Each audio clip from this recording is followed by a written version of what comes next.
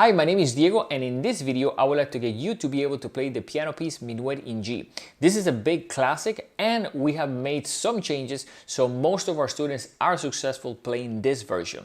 You can get a free copy of the sheet music in the link that we're going to provide on the description of this video.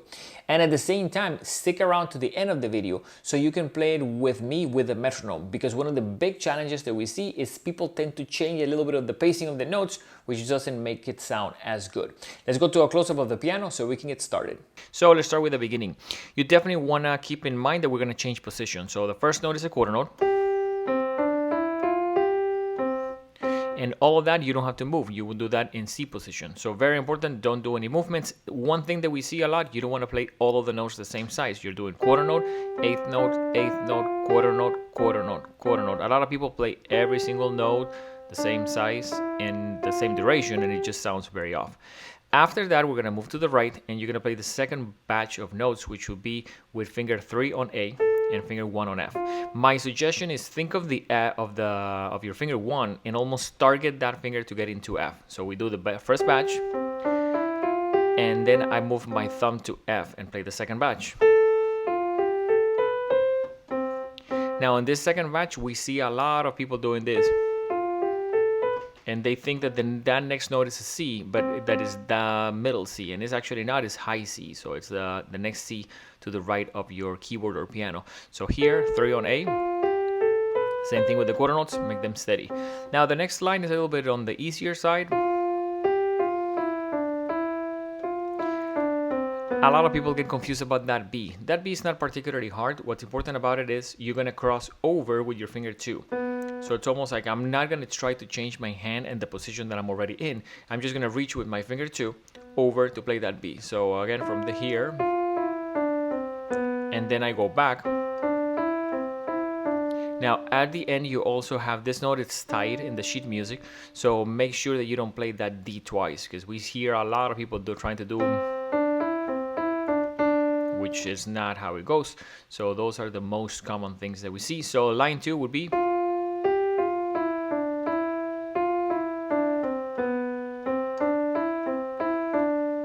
now, the next line, the good news is it's exactly the same as the first one. So line 3 and line 1 are the same.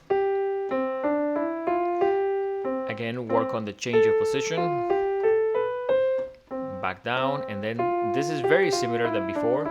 A little change here. And same technique there, which I'm reaching the B over with my finger and going back.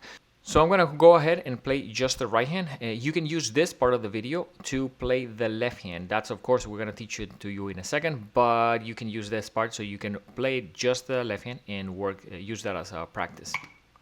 So I'm going to count 3. This is a 3x4, and then we start. So 1, 2, 3.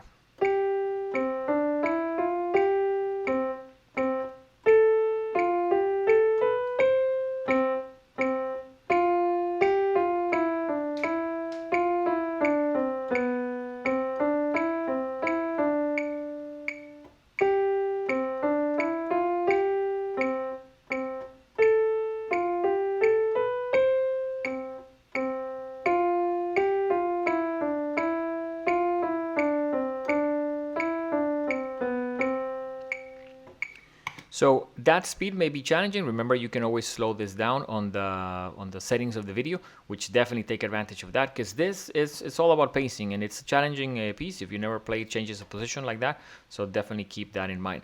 So let's talk a little bit about the left hand. The left hand is fairly simple. It's going to be C and G to start, then just E, then F, and then E.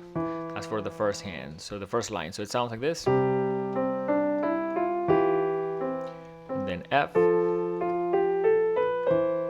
Now no changes of position there for the left hand, stays in one place. The left hand stays in one place pretty much for the whole piece. And we definitely want to encourage you to make sure that you don't overpower your right hand. The left hand should be a little bit softer in volume, so make sure that you're not really banging those notes on the left.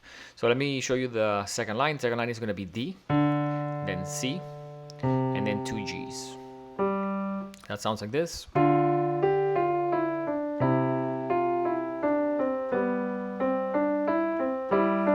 Another tip here is don't play the notes of the left very short. makes it sound a little bit, in my opinion, weak. So short notes when they're not required by the piece or by the style, I think it makes you sound anxious, makes you probably sound a little bit weak.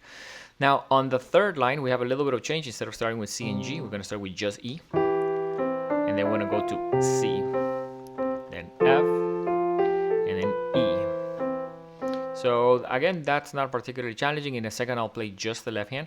So there's going to be a fourth line with a D on the left hand, then C, and here we have F, G, G, C.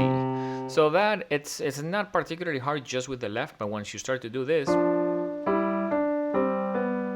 it can get challenging. And I would recommend taking that little section that I just did and repeating it many times, making sure that you can play that correctly, no mistakes, until it gets very, very clear.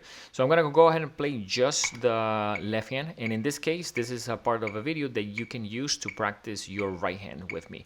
So one more time, I'll count 3 and we start. So 1, 2, 3.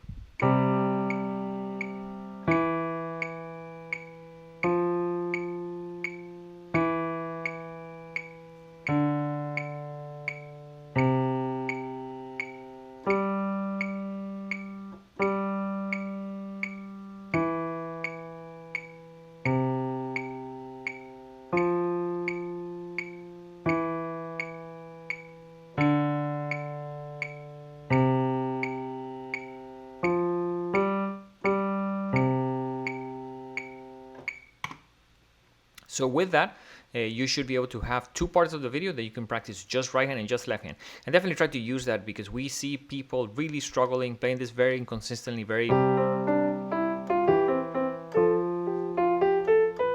and that's exactly what we don't want, especially because Minuet is a form of dance. So these pieces were originally used for people to dance to them. So when the pacing is all over the place, chances are, in my opinion, the vibe of the song is almost like destroyed. So I'm gonna go ahead and play it with a metronome with both hands, and you can also use this as part of your practice, just to help you guide you. So 1, 2, 3.